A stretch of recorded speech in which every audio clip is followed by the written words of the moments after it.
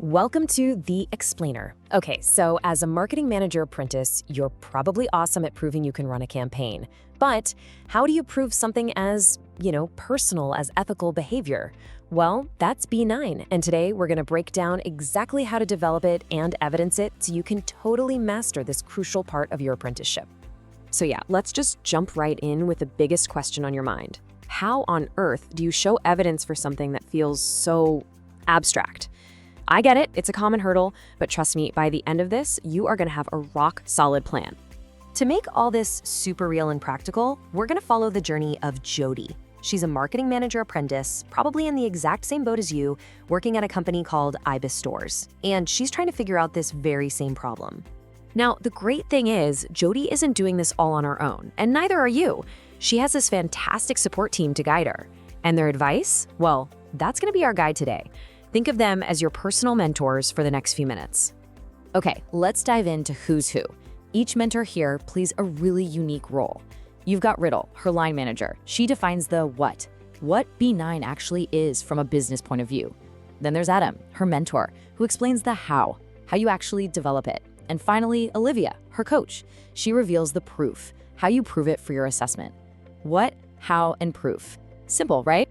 So, Riddle kicks things off by explaining the why. For IBIS Stores, and honestly, for pretty much any company that wants to succeed today, ethics aren't just some boring checkbox exercise. No way.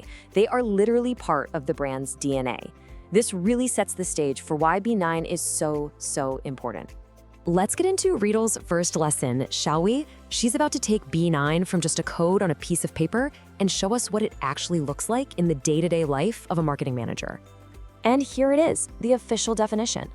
It really boils down to three key things: working with integrity, really valuing equality and diversity, and, this is a big one, being a role model. Every single piece of evidence you pull together needs to somehow connect back to these core ideas. And this is where it starts to get really practical.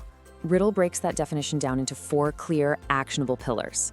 This is just brilliant because you're no longer trying to do this vague thing like, be ethical.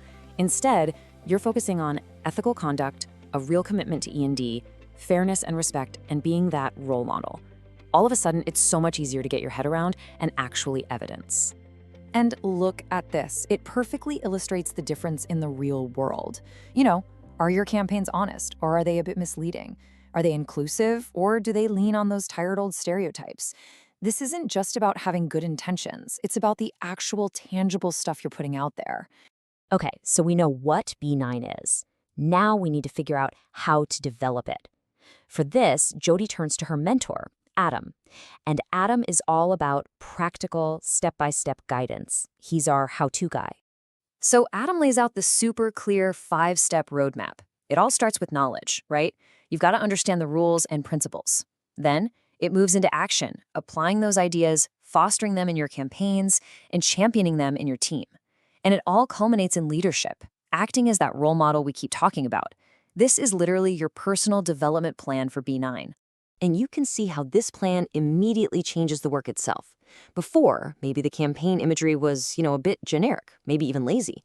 But after focusing on step 3, Jody's campaigns feature real, diverse people with authentic stories.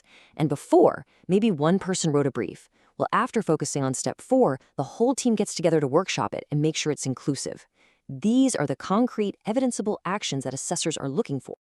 Developing the behavior, that's half the battle. Now for the other half, proving it. Let's turn to Olivia, Jody's coach, to see how to translate all this amazing work into actual evidence for a platform like Optum. Olivia is crystal clear on this. Your proof has to be tangible. It can't just be a feeling or a conversation you had. It has to be documented. We're talking about written campaign reviews, actual emails with feedback from stakeholders, meeting minutes from initiatives you've led, or even just your own written reflections about a tough ethical call you had to make. And here's exactly what that looks like at IBIS Stores. A campaign review isn't just a document. It's a report with the actual tracked changes showing how you made the language more inclusive. Stakeholder feedback isn't just hearsay. It's a saved email from a happy partner. An initiative wasn't just a cool idea. It's documented in meeting minutes. This is how you build a powerful, undeniable portfolio. And of course, this is all building towards that final hurdle, your endpoint assessment, the EPA. Olivia has one last piece of absolutely crucial advice for Jody to make sure all her hard work really pays off.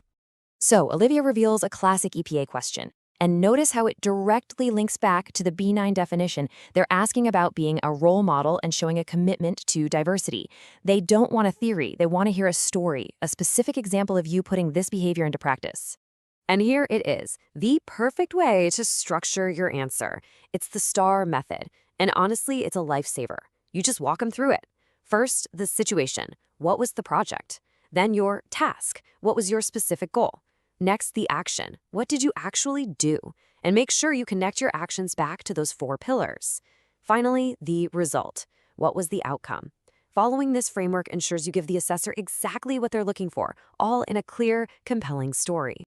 So as we wrap this up, just remember, mastering B9 isn't just about taking a box to pass your apprenticeship. It's about defining the kind of marketer and the kind of leader you're going to be. It's about building brands that people genuinely trust and respect. So the real question is, using what you've learned today, what's your first act going to be?